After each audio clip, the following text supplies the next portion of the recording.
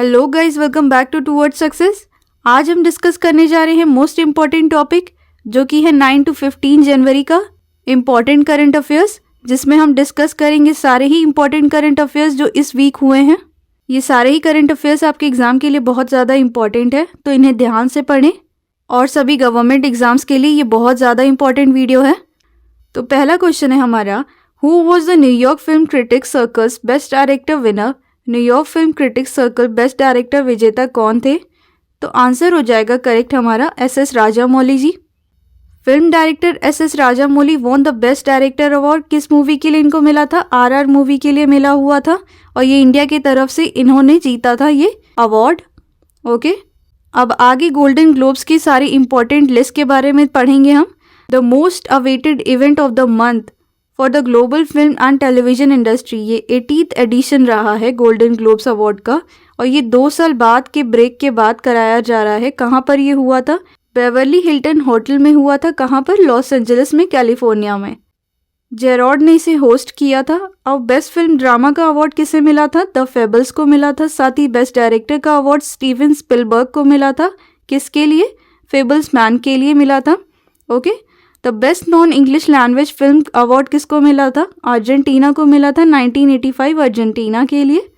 साथ ही best original song important है guys, NATO NATO को मिला था, जिसको किसने बनाया था? काला भैरव, MM कीरवानी। और साथ ही राहुल जी ने बनाया था। किस मूवी का ये सॉन्ग है? RR मूवी का सॉन्ग है ये। तो इसको बेस्ट ओरिजिनल सॉन्ग का अवार्ड मिला हुआ था।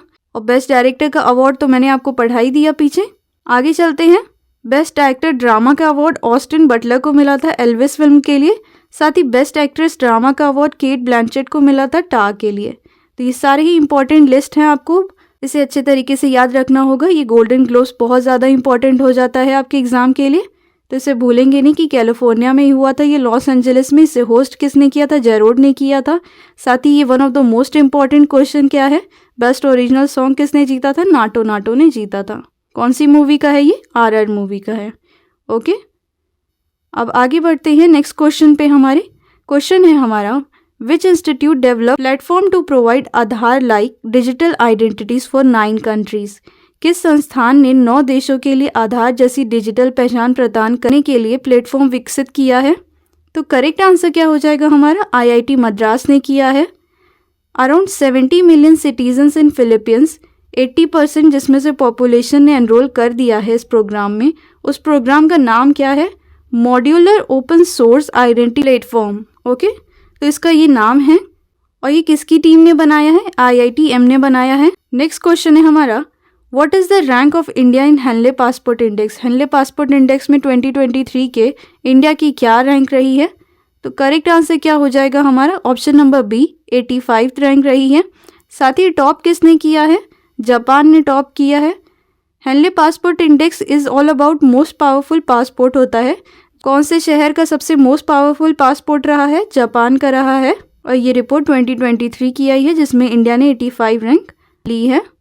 आगे बात करेंगे अब इम्पोर्टेंट इंडेक्सेस के बारे में जो 2022 के हैं। पहला है ग्लोबल पीस इंडेक्स, जो कि 2022 में हुआ था। आइसलैंड ने इसे टॉप किया था। इंडिया की पोजीशन 135 रही थी। नेक्स्ट बात करेंगे ग्लोबल क्रिप्टो एडॉप्शन इंडेक्स के बारे में 2022 के। वियतनाम ने इसे टॉप किया था और इंडिया की पोजीशन 4th रही थी। दैट मीन्स इंडिया की पोजीशन बहुत अच्छी रही थी क्रिप्टो एडॉप्शन इंडेक्स में। ओके, नेक्स्ट बात करेंगे हेनले पासपोर्ट इंडेक्स 2022 के बारे में। तो पिछली बार, इस बार की 85 रही है, तो पिछली बार कितनी थी? 87th पोजीशन, मतलब इंडिया की रैंक भी ऊपर गई है और जापान तो हमेशा टॉप करता ही है। अब नेक्स्ट बात करेंगे क्लाइमेट चेंज परफॉर्मेंस इंडेक्स के बारे में 2023 के बारे में, जिसमें डेनमार्क ने टॉप किया है और इंडिया की पोजीशन 8th रही है और 10th पोजीशन 2022 में इसकी रही थी। किसकी? इंडिया की। Okay, climate change performance index में। अब नेक्स्ट बात करेंगे ग्लोबल इनोवेशन इंडेक्स के बारे में, जिसमें 2022 में स्विट्जरलैंड ने टॉप किया था और इंडिया की पोजीशन 40th रही थी। अब आगे बढ़ते हैं नेक्स्ट क्वेश्चन पे। तो क्वेश्चन नंबर 4 है, हु लॉन्च और रिलीजेस द बुक? कौन सी book? Chief ministers diary number 1, मुख्यमंत्री डायरी नंबर 1 पुस्तक जारी की है। किसने जारी की है? तो करेक्ट आंसर हो जाएगा रंजन गोगोई। जस्टिस रंजन गोगोई ने इसे लॉन्च कह सकते हैं या रिलीज कह सकते हैं, इस बुक को किया था। ये हैं राज्यसभा मेंबर ऑफ पार्लियामेंट, साथ ही former chief justice of India भी रह चुके हैं। कौन? रंजन गोगोई जी। इन्होंने लॉन्च किया है मुख्यमंत्री डायरी नंबर 1, जिसको ऑथर्ड किसके द्वारा? हेमंता बिस्वा के द्वारा किया गया है, जो कि सीएम है कहाँ के? असम के। ओके, असम के ये सीएम है जिन्होंने ये बुक को लिखा है। और साथ ही लॉन्च किसने की है? चीफ मिनिस्टर ऑफ इंडिया, ये फॉर्मर थे, रंजन गोगोई जी ने किया है। और प्रेजेंट चीफ जस्टिस की बात करें तो धनंजय जी हमारे प्रेजेंट चीफ जस्टिस हैं। वाईवी चंद्रचूड़ के बारे में बात करें, लॉन्गेस्ट सर्विंग पीरियड इनका रहा है चीफ जस्टिस के रूप में। और कमल नारायण उसी जगह सबसे कम पीरियड सर्व करे हैं सीजीआई के रूप में। ओके, तो इन सब बातों को अच्छे तरीके से याद रखेंगे। अब कुछ बुक और ऑथर्स के बारे में बात करेंगे। तो पहली बुक है बिरसा मुंडा जनजातीय नायक, ये किसने ऑथर्ड की है? आलोक चक्रवाल ने की है। अटल बिहारी वाजपेयी, ये किसने लिखा है? सागरिका घोष ने लिखा है। गोल्डन बॉय नीरज चोपड़ा, ये किसके द्वारा लिखी गई है? नवदीप सिंह गिल के द्वारा लिखी गई है। Modi at 20 dreams meeting delivery, ये किसके द्वारा करी गई है? ब्लू क्राफ्ट फाउंडेशन के द्वारा। Indian constitution the untold story, ये किसके द्वारा ऑथर्ड की गई है? राम बहादुर राय के द्वारा। MC McMahon line a century of discord, J Singh के द्वारा इसे रिलीज किया गया है। MC मैकन के बारे में आप जो भी जानते हैं कमेंट सेक्शन में बताएं कि ये लाइन कहाँ से कहाँ पास करती है। साथ ही बात करेंगे India's economy from Nehru to Modi, ये पुलापे बालाकृष्णन ने करी है। लॉकडाउन लिरिक्स की बात करें तो संयुक्ता दास ने इसे लिखी है। ओके, ये सारे ही इंपॉर्टेंट बुक्स और ऑथर हैं, आपके एग्जाम के लिए बहुत ज़्यादा ज़रूरी हैं गाइस। अगर वीडियो पसंद आ रहा हो तो प्लीज़ इसे लाइक करें। आगे चलते अपने नेक्स्ट क्वेश्चन के बारे में पढ़ेंगे। तो क्वेश्चन नंबर 5 है, recently who has won the Maharashtra open tennis tournament 2023, हाल ही में किसने महाराष्ट्र ओपन टूर्नामेंट 2023 जीता है? तो करेक्ट आंसर क्या हो जाएगा? आंसर टैलन ग्रिक्सपर ने जीता है। अब बाकी सारे ऑप्शंस भी जो दिए गए हैं वो बहुत ज़्यादा इंपॉर्टेंट है, तो उनके बारे में भी बात करेंगे। तो अब बात करेंगे 2022 के इंपॉर्टेंट टूर्नामेंट्स के बारे में। तो यूएस ओपन किसने जीता है? कार्लोस अल्कराज ने जीता है 2022 का। 2022 की विंबलडन ट्रॉफी के बारे में बात करें तो नोवाक जोकोविक ने जीता है। फ्रेंच ओपन किसने जीता है? राफेल नडाल ने। साथ ही राफेल नडाल ने ऑस्ट्रेलियन ओपन भी 2022 का जीता है। तो ये सारे ही 2022 के इंपॉर्टेंट स्पोर्ट्स को बहुत अच्छे तरीके से याद रखेंगे, ये आपके एग्जाम के लिए बहुत ज़्यादा इंपॉर्टेंट है गाइस। नेक्स्ट क्वेश्चन के बारे में बात करें तो क्वेश्चन नंबर 6 है हमारा, when will India's first coal gasification fertilizer plant be built, Bharat का पहला कोयला गैसीकरण उर्वरक संयंत्र कब बनेगा? तो करेक्ट आंसर हो जाएगा, क्या हमारा हो जाएगा? ऑप्शन नंबर डी, 2024 में ये बनेगा। क्या बनेगा? India's first coal gasification fertilizer बनेगा इंडिया में।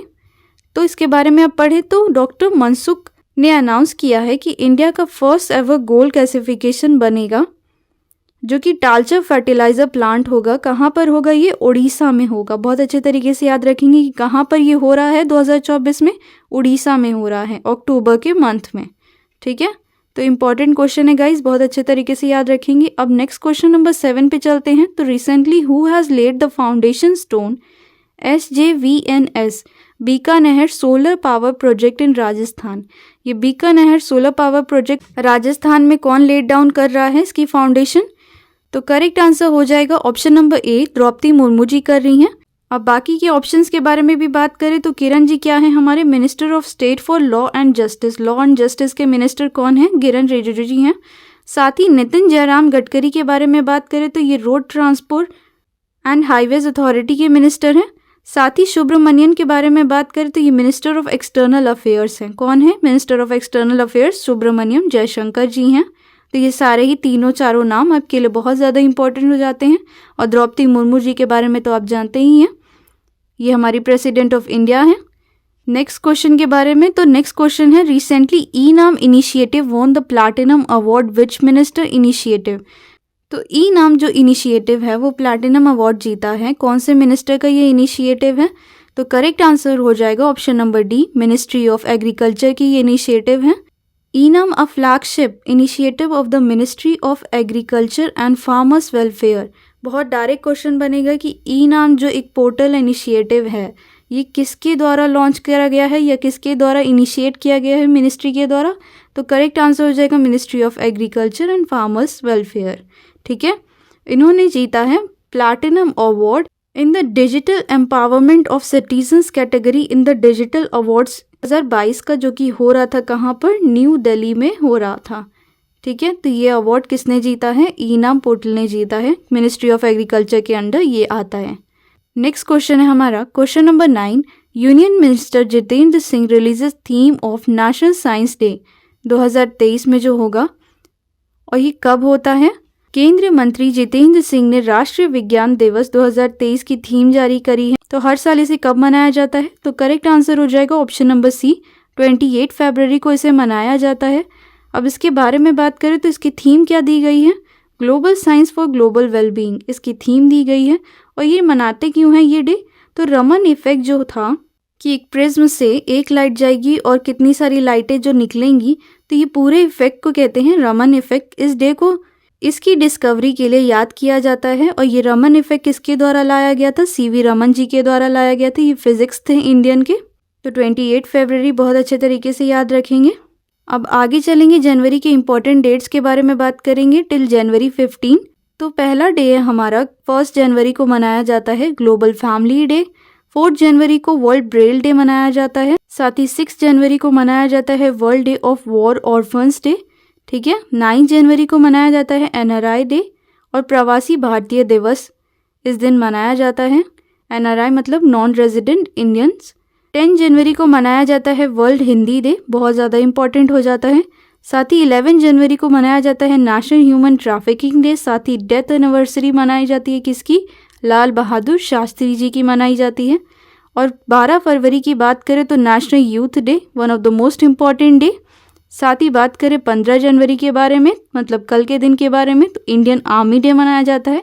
इस बार कौन से नंबर का आर्मी डे मनाया गया है, 75th नंबर का मनाया गया है। तो डायरेक्ट क्वेश्चन बनेगा कि इंडियन आर्मी डे इस बार अपना कौन सा ईयर मना रहा था, 75th ईयर मना रहा था। साथ ही नेशनल ह्यूमन ट्रैफिकिंग डे भी याद रखेंगे, क्योंकि जनवरी को पूरा का पूरा नेशनल ह्यूमन ट्रैफिकिंग और स्लेवरी के लिए दे दिया गया था। किसके द्वारा, US के द्वारा। तो ये भी बहुत अच्छे तरीके से याद रखेंगे कि पूरा मंथ जो एक पूछा जाए डायरेक्ट कि नेशनल स्लेवरी और ह्यूमन ट्रैफिकिंग को जो डेडिकेट किया गया है वो है जनवरी। ओके, नेक्स्ट क्वेश्चन है हमारा question number 10। Who has been signed as brand ambassador of Mohey. Mohey के ब्रांड एम्बेसडर के रूप में किसे साइन किया गया है, तो करेक्ट आंसर हो जाएगा option number A, Kiara Advani को किया गया है। The women's wear brand from Vedant fashion limited for its on going campaign. उनका ऑन गोइंग कैंपेन कौन सा चल रहा है, वेदांत फैशन लिमिटेड, जो कि ओन किसको किया गया है, ब्राइडल वियर को दिया गया है। और इन्होंने अपॉइंट किया है एक्टर कियारा आडवाणी को अपना न्यू ब्रांड एम्बेसडर। अब आगे बात करेंगे सारे ही ब्रांड एम्बेसडर के बारे में जो इम्पोर्टेंट है 2022 में हुए थे। तो पहले है नीरज चोपड़ा जी, इनको स्विट्जरलैंड टूरिस्ट ने अपॉइंट किया है फ्रेंडशिप एम्बेसडर के रूप में। साथ ही जानवी कपूर के बारे में बात करें तो नायका फैशन की ब्रांड एम्बेसडर बनी है। नेक्स्ट बात करेंगे Lionel Messi, one of the most important person, क्योंकि इन्होंने फीफा वर्ल्ड कप जीता है। कौन सी टीम की तरफ से थे, अर्जेंटीना की टीम की तरफ से थे। बहुत अच्छे तरीके से याद रखेंगे, इसके रिलेटेड मैंने इंपॉर्टेंट वीडियो आपको दे दिया है। बाईजूस ग्लोबल ब्रांड एम्बेसडर बने हैं ये। नेक्स्ट बात करेंगे दीपिका पादुकोण के बारे में, लुइस विटन की ये बनी है ब्रांड एम्बेसडर। मनिका बत्रा के बारे में बात करें तो ये एडिडास की बनी है ब्रांड एम्बेसडर। आदिति अशोक के बारे में बात करें तो hyundai मोटर्स इंडिया की ये ब्रांड एम्बेसडर बने हैं। ओके, नेक्स्ट बात करेंगे अब अपने क्वेश्चन के बारे में। तो first education group of G20 countries will meet from the 31st January to 2nd February in which state? G20 देशों का पहला शिक्षा समूह 31 जनवरी से 2 फरवरी तक किस राज्य में मिलेगा, तो करेक्ट आंसर कौन सा हो जाएगा, ऑप्शन नंबर सी, तमिलनाडु में। In Chennai Tamil Nadu first education group of 20 countries will meet, कब से कब तक, जनवरी 31 से लगाई 2 फरवरी तक ये मीट करेंगे। कहाँ पर, चेन्नई तमिलनाडु में करेंगे। ओके, आगे बात करेंगे अपने नेक्स्ट क्वेश्चन के बारे में। तो क्वेश्चन नंबर 12 क्या है, 75th आर्मी डे। मैंने अभी बताया कि कब मनाया जाता है, इसे 15 जनवरी को मनाया जाता है। तो 75th army day organize in which city this year, मतलब 2023 में इसे कहाँ पर ऑर्गेनाइज किया गया है, तो करेक्ट आंसर क्या हो जाएगा, ऑप्शन नंबर बी, बेंगलुरु में इसे किया गया है। 75th army day celebration will be held in Bengaluru on January 15। This is for the first time, ये पहली बार हो रहा है कि ये इवेंट जो है कंडक्ट कराया जा रहा है नेशनल कैपिटल में। ठीक है, तो नेशनल कैपिटल बेंगलुरु है, जैसे कि आप जानते ही हैं। तो इसे पहली बार इसे कंडक्ट कराया जा रहा है नेशनल कैपिटल में। अब आगे बात करेंगे नेक्स्ट क्वेश्चन के बारे में। तो इंडिया ने एमओयू साइन किया है किसके साथ? To enhance cooperation in the training of diplomats. Bharat ने राजनयिकों के प्रशिक्षण में सहयोग बढ़ाने के लिए किसके साथ समझौता ज्ञापन का हस्ताक्षर किया है? तो करेक्ट आंसर हो जाएगा ऑप्शन नंबर डी, पनामा के साथ किया है। इंडिया ने साइन किया है मेमोरेंडम ऑफ अंडरस्टैंडिंग पनामा के साथ, किसमें? इन द ट्रेनिंग ऑफ डिप्लोमैट्स। आगे बात करेंगे अब मोर इम्पॉर्टेंट एमओयू के बारे में जो 2022 में हुए थे। पहला बात करेंगे इंडिया और जॉर्डन के बीच में हुई है, किसके लिए? For the cooperation in the fertilizer sector, fertilizer sector में हुई है। इंडिया और कनाडा के बीच में हुई है बायलैटरल कोऑपरेशन इन क्लाइमेट चेंज में। इंडिया और ऑस्ट्रेलिया के बीच में क्यों हुई है? प्रमोट करने के लिए टूरिज्म को। नीति आयोग और UNICEF, one of the most important, prepare करने के लिए countries first report on the India's children state. तो ये फर्स्ट रिपोर्ट इंडिया की तैयार करने के लिए हुई है ये एमओयू। बीपीसीएल और माइक्रोसॉफ्ट का क्यों हुआ है MoU? To drive digital transformation, digital transformation को ड्राइव करने के लिए। साथ ही यूनेस्को ने रॉयल एनफील्ड के साथ मेमोरेंडम ऑफ अंडरस्टैंडिंग साइन किया है, किसके लिए? To protect India's cultural heritage. LinkedIn और यूएन वुमेन ने साइन किया है मेमोरेंडम ऑफ अंडरस्टैंडिंग, किसके लिए? To boost women's employment, employment को बूस्ट करने के लिए वुमेन के लिंक्डइन ने यूएन वुमेन के साथ साइन किया है मेमोरेंडम ऑफ अंडरस्टैंडिंग। तो ये सारे ही इंपॉर्टेंट हो जाते हैं गाइस, बहुत अच्छे तरीके से याद रखेंगे। अब आगे बात करेंगे नेक्स्ट क्वेश्चन के बारे में। तो क्वेश्चन नंबर 14 है हमारा, who continue to be as the chairman of BCCI, BCCI senior selection committee के चेयरमैन कौन थे जो कंटिन्यू करेंगे अपनी जगह को? अध्यक्ष कौन थे? तो करेक्ट आंसर हो जाएगा ऑप्शन नंबर ए, चेतन शर्मा जी। अब बात करें एक्सप्लेनेशन के बारे में। तो चेतन शर्मा जी क्या हैं? ये head of board selection committee कब से थे? 2020 से थे टिल लास्ट मंथ तक। अब क्रिकेट एडवाइजरी बोर्ड कमेटी के द्वारा इनका टेन्योर क्या है? एक्सटेंड कर दिया गया है। ये कंटिन्यू करेंगे किस तरह से? बीसीसीआई सीनियर सिलेक्शन कमेटी के चेयरमैन के रूप में। Next question, question number 15, which missile has been successfully launched from the Odisha coast? Odisha coast से कौन सा मिसाइल सक्सेसफुली लॉन्च्ड हो चुका है? तो करेक्ट आंसर हो जाएगा option number C, Prithvi 2। Successful training launch of Prithvi from integrated test range कहाँ से? Chandipur off Odisha coast, Odisha coast से इसे ऑफ करा गया है, किसके द्वारा? इंटीग्रेटेड टेस्ट रेंज के द्वारा। तो आइए अब इसके बारे में कुछ इंपॉर्टेंट पॉइंट्स पढ़ लेते हैं। तो ये 5 मिसाइल्स डेवलप्ड होती हैं integrated guided missiles development programme के अंडर। तो ये 5 मिसाइल कौन कौन सी होती हैं? पटना इसे कहते हैं, P for Prithvi, A for Agni, T for Trishul, N for Nag and E for Akash. तो ये 5 मिसाइल किसके अंदर आती हैं? Integrated guided missile development programme के अंडर आती हैं। अब पृथ्वी की बात करें तो ये surface to surface ballistic missile होती हैं, ये शॉर्ट रेंज मिसाइल होती हैं। और सरफेस टू सरफेस अग्नि भी होती हैं, बट ये मीडियम रेंज होती हैं बैलिस्टिक मिसाइल। त्रिशूल की बात करें तो ये शॉर्ट रेंज होती हैं, सरफेस टू एयर, सरफेस से एयर तक की मिसाइल होती है ये। नाग की बात करें तो 3rd जनरेशन मिसाइल होता है ये, एंटी टैंक मिसाइल जिसे कहते हैं।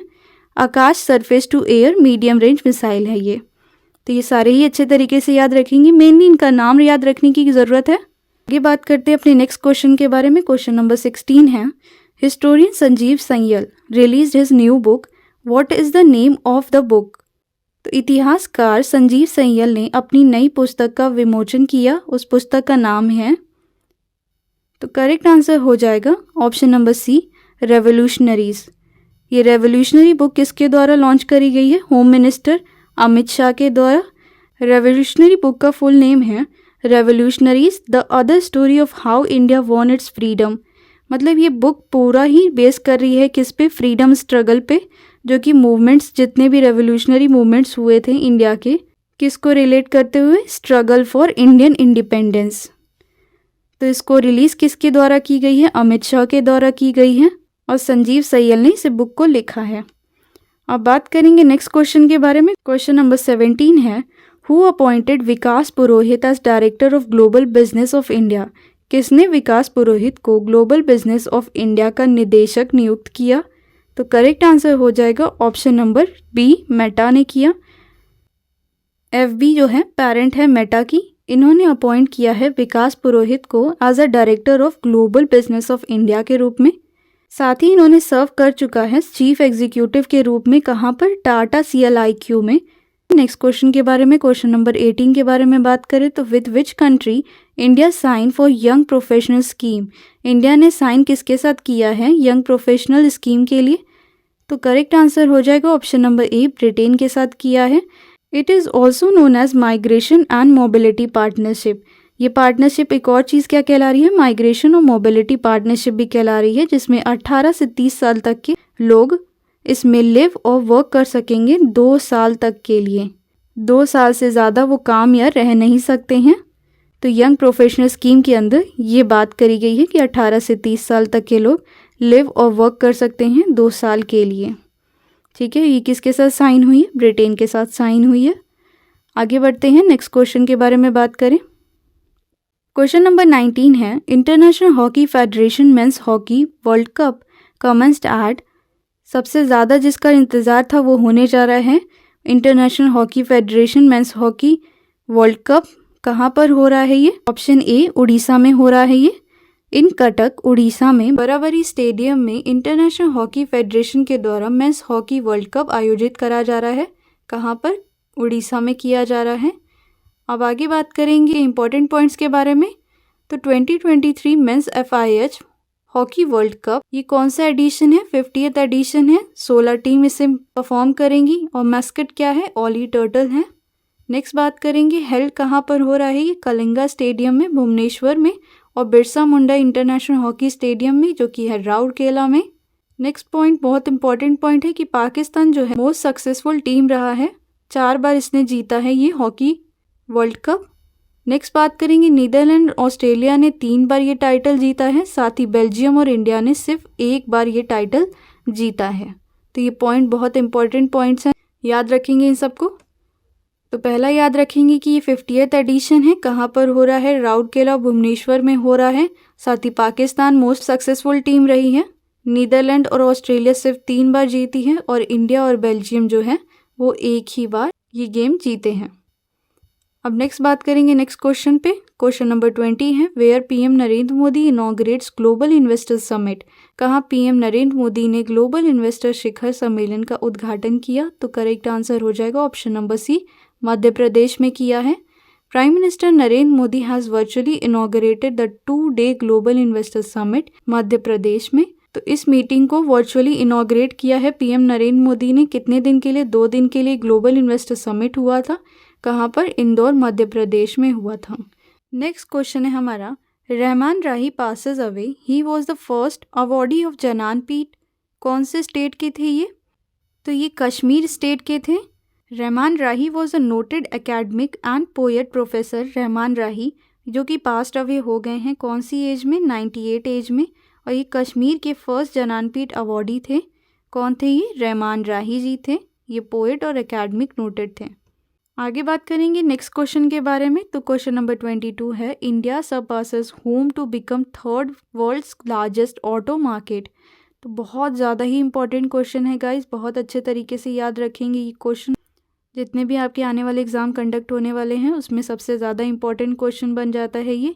भारत किससे आगे निकलकर तीसरा सबसे बड़ा ऑटो बाज़ार बन गया है? तो करेक्ट आंसर हो जाएगा ऑप्शन नंबर सी, जापान को पीछे छोड़ दिया है इंडिया ने और बन गया है 3rd world's largest auto market. और बात करेंगे तीनों अगर ऑटो मार्केट के बारे में कौन टॉप हैं इस टाइम, तो निकाई एशिया रिपोर्ट के द्वारा ये लॉन्च करी गई है ये रिपोर्ट। तो चाइना पहले नंबर पे है, US दूसरे नंबर पे है और इंडिया बन गई है 3rd नंबर की वर्ल्ड्स लार्जेस्ट ऑटो मार्केट। ठीक है, नेक्स्ट क्वेश्चन है हमारा question number 23, who receive the life time achievement award eight Jaipur international film festival. Jaipur अंतर्राष्ट्रीय फिल्म महोत्सव में आजीवन उपलब्धि पुरस्कार किसे मिला? तो करेक्ट आंसर हो जाएगा option number B, Aparna Sen ji को मिला है। बहुत इंपॉर्टेंट क्वेश्चन है गाइज ये भी। तो इसके बारे में बात करें तो ये वेटरन एक्टर डायरेक्टर थी अपर्णा सेन जी, जिन्हें ये अवार्ड मिला है, लाइफ टाइम अचीवमेंट अवार्ड मिला है। कहाँ पर हुआ था? जयपुर में हुआ था। और इसकी एडिशन कौन सी थी? 15th एडिशन थी ये और 2009 से ये स्टार्ट हुआ है और कब से कब तक इस बार हुआ है 2023 में? 6 जनवरी से लगाई 10 जनवरी तक ये हेल्ड हुआ है। कहाँ पर? जयपुर में हुआ है। और किन्हें मिला है ये? अपर्णा सेन जी को मिला है। अब आगे बात करेंगे कुछ मोर इम्पॉर्टेंट अवार्ड्स और ऑनर्स के बारे में 2022 के। तो पहला बात करेंगे साहित्य अकेडमी अवार्ड 2022 का। अनुराधा रॉय को इंग्लिश लिटरेचर में मिला है, साथ ही बद्री नारायण जी को हिंदी लिटरेचर में और प्रवीण बंडेकर जी को मराठी लिटरेचर में ये अवार्ड मिला है, साहित्य academy award. UNESCO Asia Pacific awards for cultural heritage conservation 2022 UNESCO Asia Pacific award किसे मिला है? छत्रपति शिवाजी महाराज वस्तु संग्रहालय को मिला है, CSMVS को मिला है ये अवार्ड।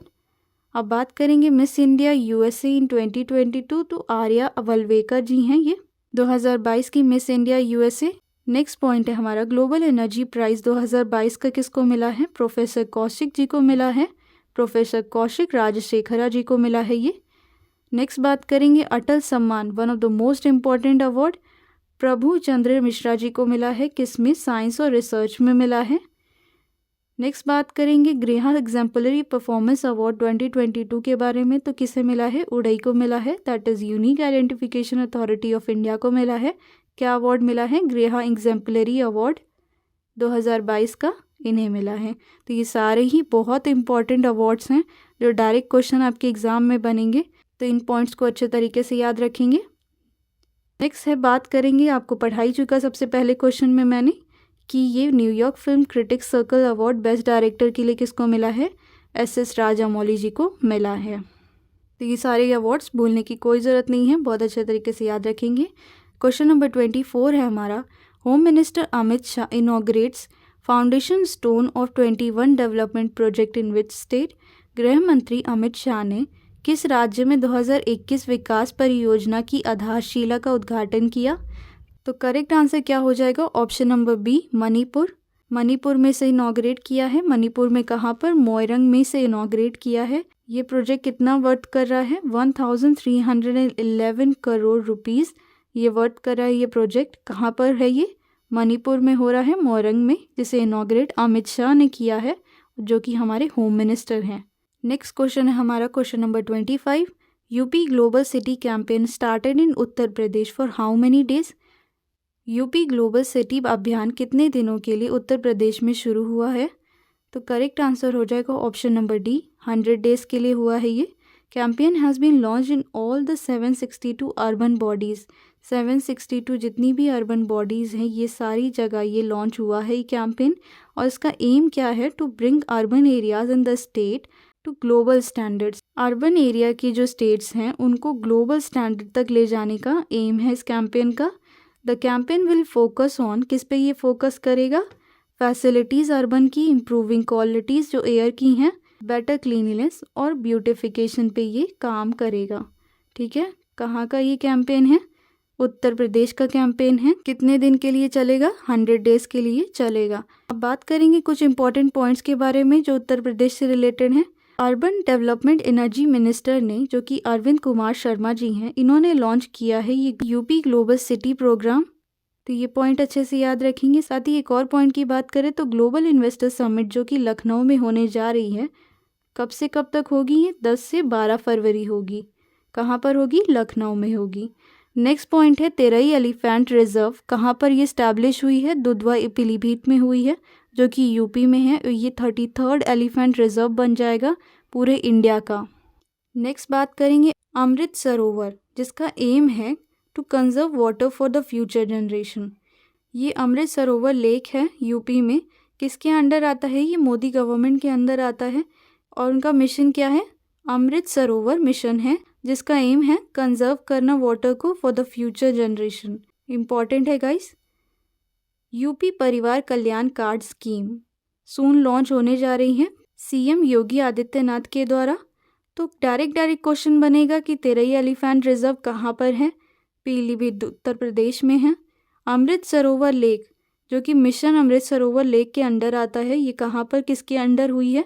तो ये पीएम मोदी की गवर्नमेंट के अंदर यूपी में हुई है। ग्लोबल इन्वेस्टर समिट जो होने वाला है 2023 का 10 से 12 फरवरी के बीच में, तो ये लखनऊ में होने जा रहा है। साथ ही यूपी ग्लोबल सिटी जो प्रोग्राम है किसके द्वारा लॉन्च किया गया है? कुमार शर्मा जी के द्वारा, अरविंद कुमार शर्मा जी के द्वारा ये किया गया है। साथ ही यूपी परिवार कल्याण कार्ड स्कीम किसके द्वारा लाई जा रही है? सीएम योगी आदित्यनाथ के द्वारा ये लाई जा रही है। अब बात करेंगे नेक्स्ट क्वेश्चन के बारे में। क्वेश्चन नंबर 26 है, which state has become the first fully digital banking state in the country? कौन सा राज्य देश का पहला पूरी तरह से डिजिटल बैंकिंग राज्य बन गया है? तो करेक्ट आंसर हो जाएगा ऑप्शन नंबर ए, केरला बन गया है। सीएम पिनराई विजयन ने अनाउंस किया है कि केरला क्या है, कंप्लीटली डिजिटल बन गया है बैंकिंग सर्विसेज में। बहुत इंपॉर्टेंट क्वेश्चन है, बहुत अच्छे तरीके से ये याद रखेंगे। आगे चलते हैं। नेक्स्ट क्वेश्चन है हमारा question number 27, president of India conferred 2022 digital India award of which edition? Bharat के राष्ट्रपति किस संस्करण का 2022 डिजिटल इंडिया पुरस्कार प्रदान किया? कौन से एडिशन था ये? करेक्ट आंसर हो जाएगा ऑप्शन नंबर ए, 7th एडिशन था ये। 7 कैटेगरीज को दिया गया है और ई-नाम पोर्टल के बारे में हमने बात करा जिसने प्लैटिनम अवार्ड जीता है in the digital empowerment of citizen category में। आगे बात करेंगे नेक्स्ट 28 क्वेश्चन नंबर के बारे में। तो who has become the MD and CEO of Paytm payments bank? कौन पेटीएम पेमेंट बैंक का प्रबंधक निदेशक और मुख्य कार्यकारी अधिकारी बने हैं? तो करेक्ट आंसर हो जाएगा option number A, Surendra Chawla ji बने हैं। अब बात करेंगे, इन्होंने रिप्लेस किया है सतीश कुमार गुप्ता को। और पेटीएम पेमेंट्स बैंक का डेवलपमेंट कब हुआ था? 2010 में हुआ था। और इसके फाउंडर कौन है? विजय शेखर शर्मा जी हैं। और इसकी पेरेंट ऑर्गेनाइजेशन के बारे में बात करें तो 197 जो है इसकी पेरेंट ऑर्गेनाइजेशन है। ठीक है, अच्छे से याद रखेंगे। नेक्स्ट क्वेश्चन है हमारा question number 29, world's largest hockey stick in Odisha made by? Odisha में दुनिया की सबसे बड़ी हॉकी स्टिक किसने बनाई?